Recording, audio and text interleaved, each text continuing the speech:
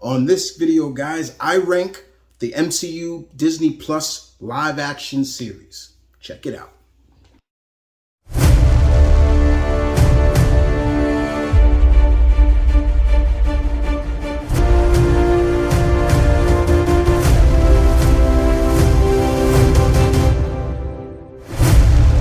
What's good, guys? M.V.K here, back again. No green screen this time around, just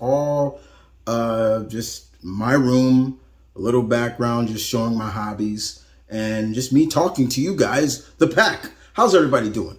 Everybody's well. Getting geared up for New Year's. We're just a few hours away, or whenever this video goes up. But yeah, this year has been a hell of a year. But for us geeks, it has been something of stability for us that has kept us thriving throughout these times. And one of the things that has kept us thriving is, I would say, personally, the Marvel MCU Disney Plus series that intertwine into the MCU as a whole. And I talked about this before that, yeah, I'm speaking for myself. I was a little skeptical, but I'm a little skeptical, but I always believed that Kevin Feige would deliver. The man has delivered on promises that he has kept about the MCU. So why should I not? And today and now he has. So we have had 5 Disney Plus MCU series on the Disney Plus streaming site. Loki, Falcon and Winter Soldier, Hawkeye, WandaVision, and What If. I did it in out of order. I apologize. But I'm here to rank the 4 live action series, meaning I'm going from my favorites to my least favorites. And I'm looking forward to hearing from you, the pack.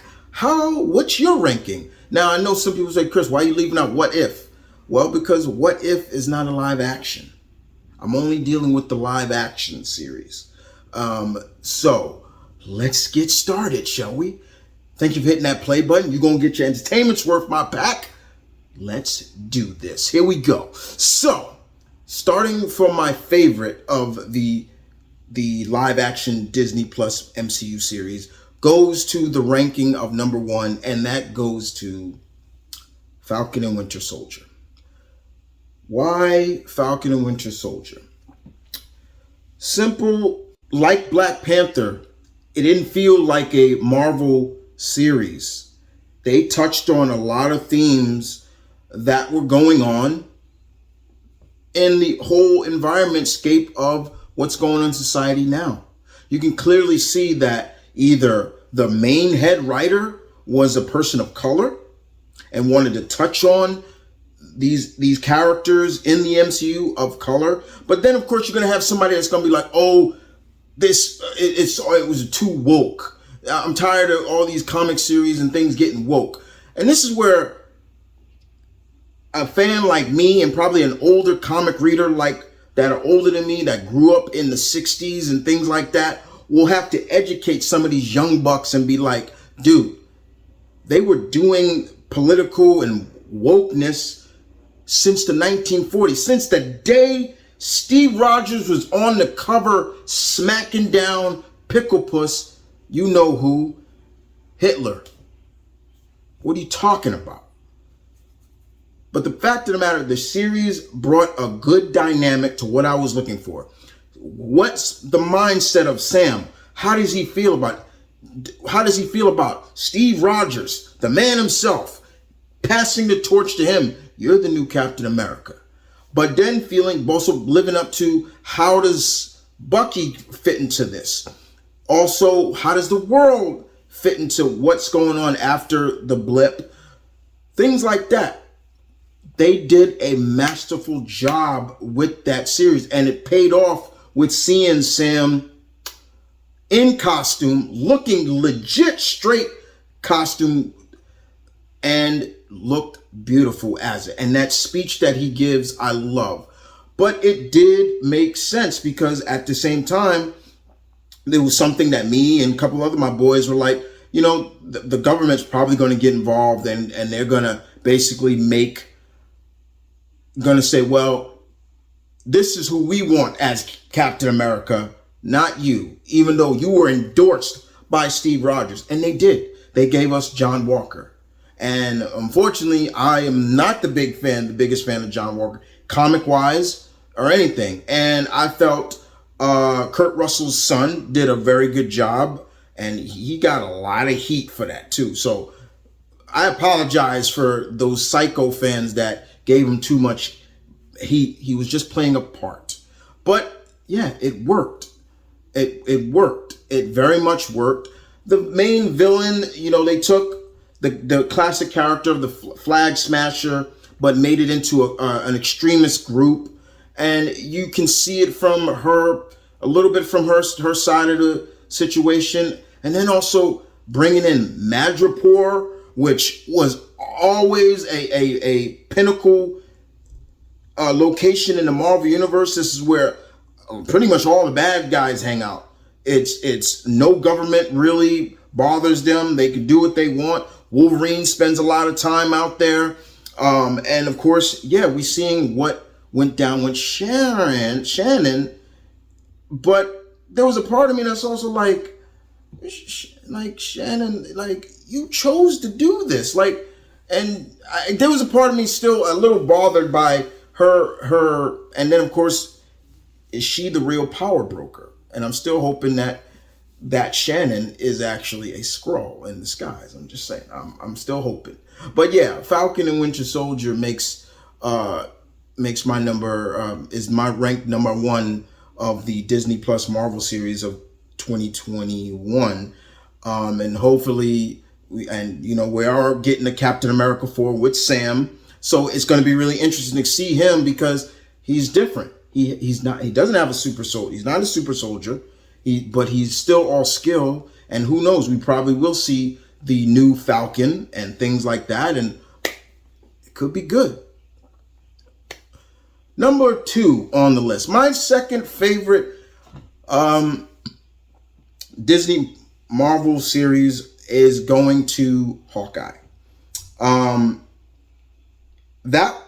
Hawkeye was really one of my most anticipated series when they announced it. I really was looking forward to this because me being a huge Hawkeye fan that I am, I love Hawkeye. He's one of my favorite Avengers. And I'm not just talking in the MCU, people. I'm talking about in the comics. I always loved Hawkeye, mainly because, yes, he was an archer. And I love archery. And I find archery so cool, and the amount of skill it takes to just pull that string, and you got to put a lot of effort, and also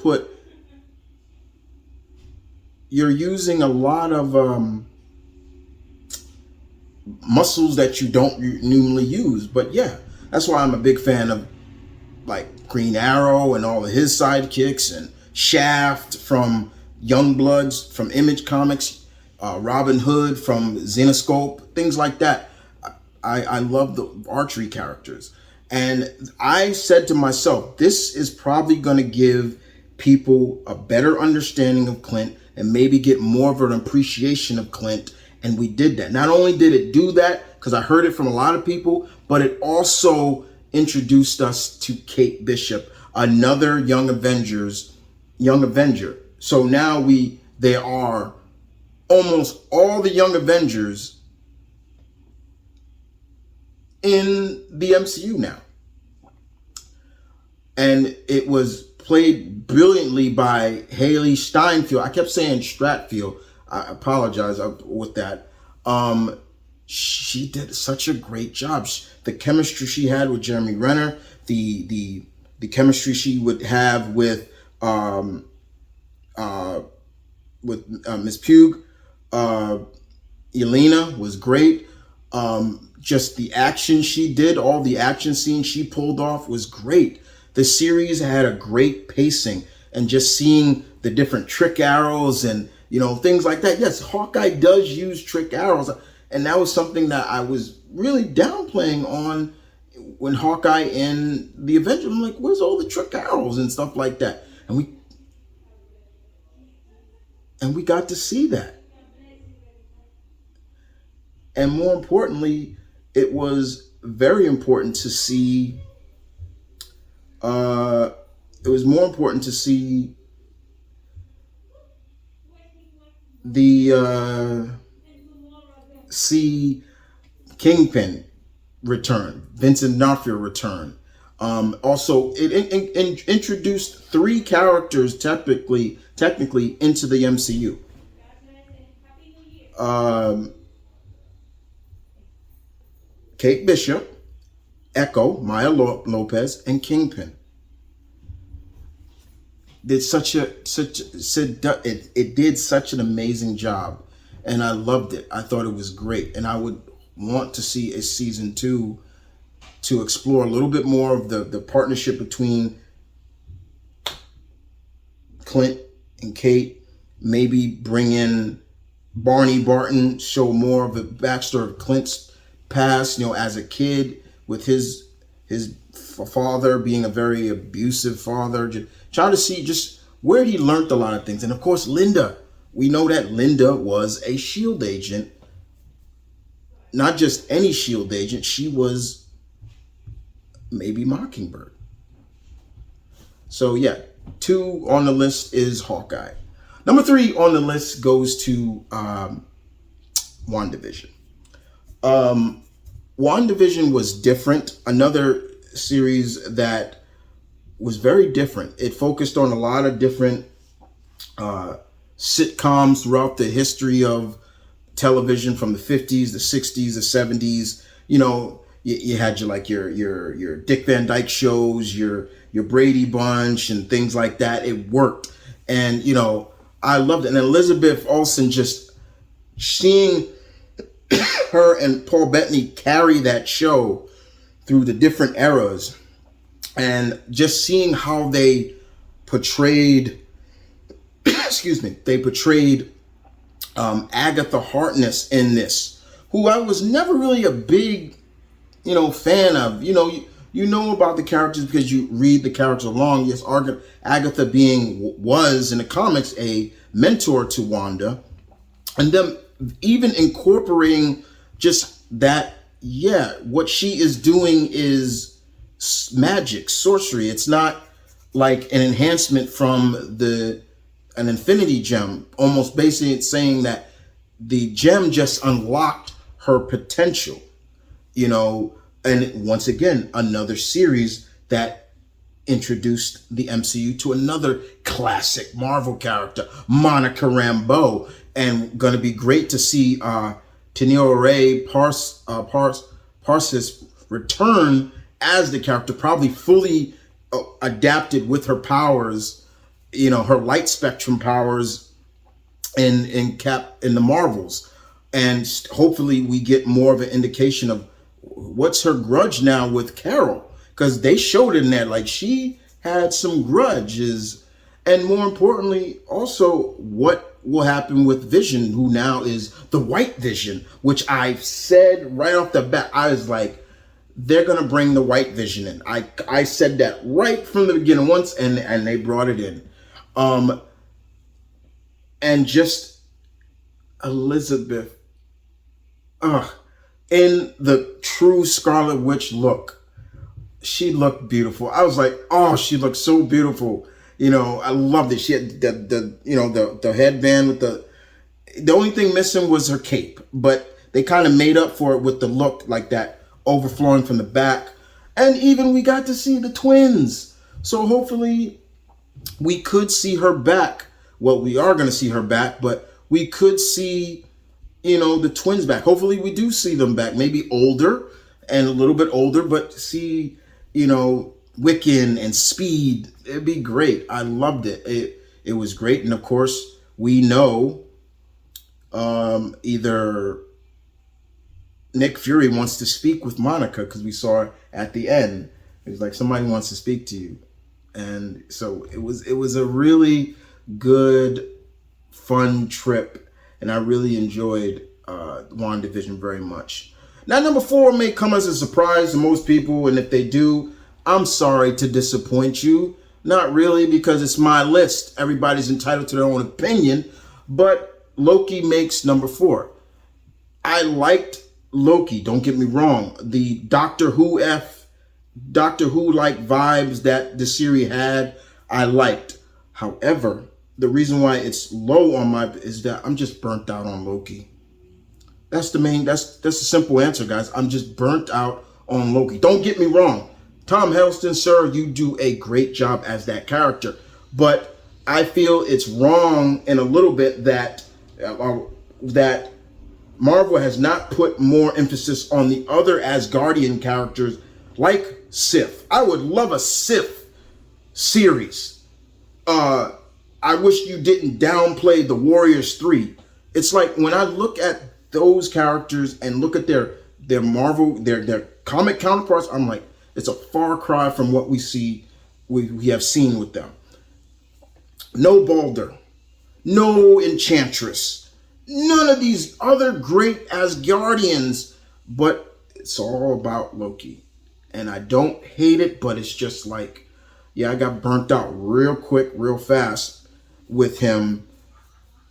And I just wanted something new with another Asgardian. Yes, they did show us Jonathan Majors as a version of Kang, which was fine.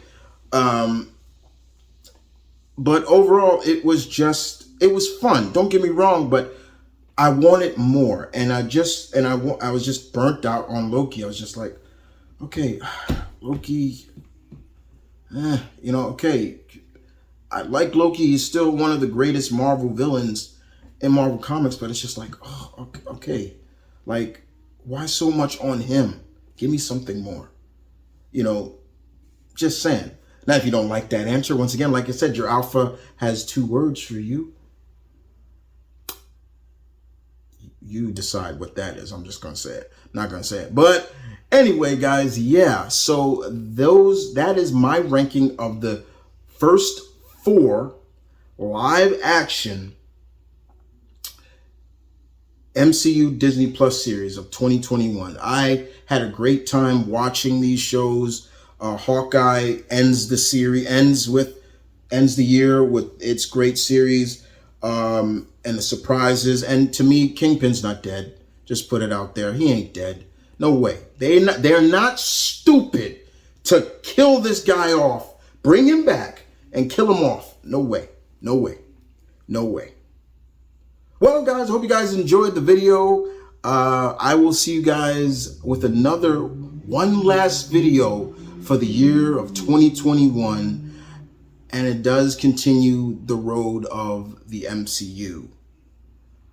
But in the meantime, please leave your comments in the section down below.